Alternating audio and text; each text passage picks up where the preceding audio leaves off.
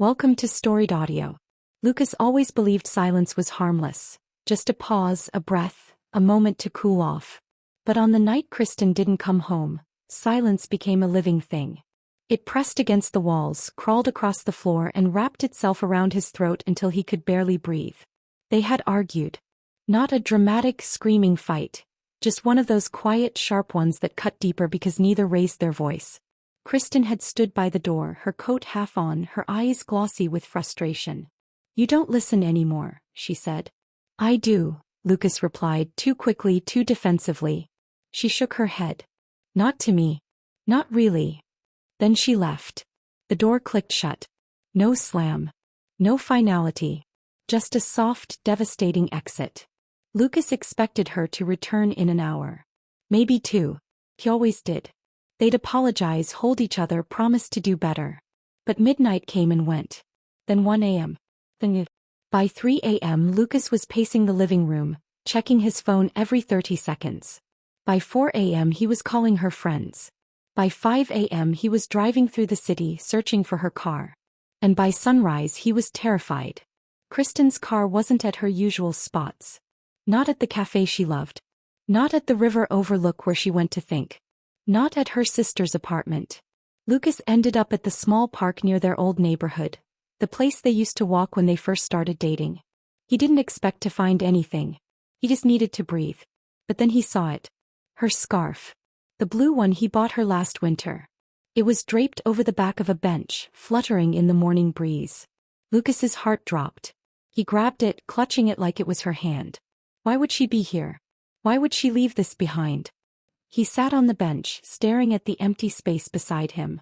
He could almost see her there, smiling, teasing him, nudging his shoulder. He felt the weight of every moment he'd taken for granted. And then he noticed something else. A small folded piece of paper tucked under the bench. His hands shook as he opened it. "I needed space. I'll come home when I'm ready." But the handwriting wasn't hers. Lucas took the note to the police, but they said it wasn't enough to declare her missing. Adults leave voluntarily all the time, they said. Maybe she just needed time. But Lucas knew Kristen. She wouldn't disappear without telling someone. She wouldn't leave a cryptic note written by a stranger. He retraced her steps again and again, talking to anyone who might have seen her. A barista remembered her coming in late, ordering chamomile tea, sitting alone. A cab driver remembered dropping her off near the old bookstore downtown. Lucas went there next. The bookstore was quiet, dust floating in the air like memories. The owner recognized Kristen immediately. "She was here last night," he said. She looked sad. Lucas swallowed hard.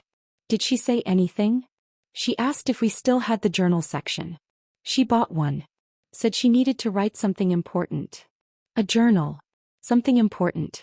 Lucas felt both hope and dread. "Do you know where she went after?" The owner hesitated. "She asked if the old train station was still open." Lucas froze. The train station was where they had their first real conversation.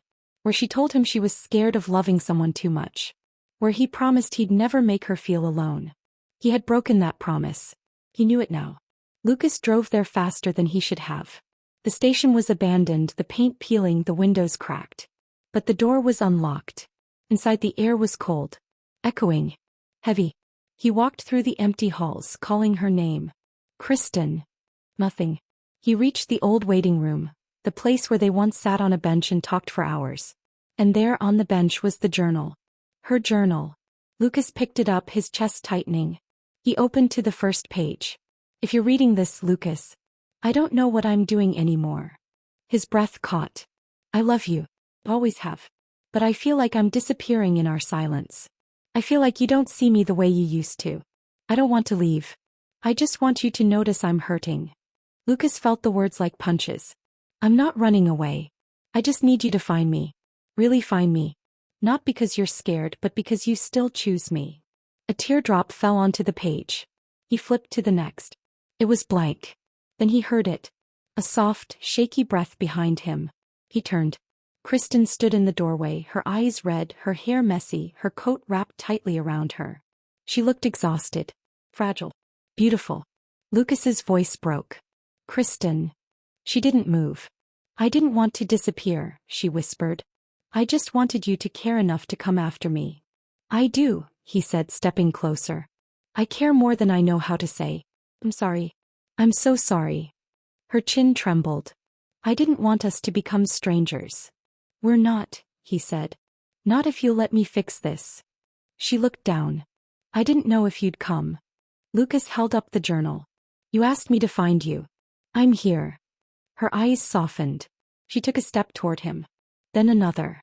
And when she reached him, she collapsed into his arms, burying her face in his chest. Lucas held her like she was the only thing keeping him upright. I thought I lost you, he whispered. You didn't, she said. I just needed you to see me again. I do, he said. I see you. I hear you. I'm not letting silence take us again. Kristen pulled back slightly, her forehead resting against his. Promise. Promise. They stood there in the old station, wrapped in each other, the morning light spilling through the cracked windows like a blessing. The world outside was still broken, still loud, still uncertain, but inside that moment they were whole. Kristen touched his cheek. Take me home. Lucas nodded. Always. And together, hand in hand, they walked out of the station, leaving behind the silence that almost destroyed them, carrying forward the love that saved them. Subscribe to the channel for more audio stories.